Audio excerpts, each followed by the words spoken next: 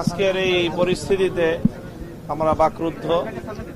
আমরা নিপীড়িতা আসিয়ার পরিবারের পাশে এসে দাঁড়িয়েছি। তার মা বারবার মূর্ছা যাচ্ছে এবং হুঁশ ফেরার পরে একই কথা তার মায়ের মুখে উচ্চারিত হচ্ছে যে অপরাধীদের দ্রুত সময়ের বিচার যেন হয়। আমরা ইতিমধ্যে সরকারের একজন মাননীয় উপদেষ্টা মহোদয় এখানে উপস্থিত রয়েছেন।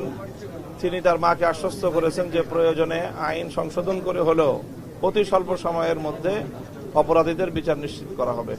এখানে শুধু ধর্ষণ কাণ্ডই সংগঠিত হয়েছে তা নয়, বরং তার সঙ্গে যে নির্মমতা এবং পরিকল্পিতভাবে তাকে যে হত্যা করার যে কার্যক্রম, সেই হত্যার অপরাধও এখানে সংগঠিত হয়েছে। কাজেই এই জায়গাটায় আমাদের আবেগ তো এটাই ছিল যে ধর্ষিতা নিহত আমাদের বোন আসিয়ার তার দাফন হওয়ার আগেই এই খুনি ধর্ষকদের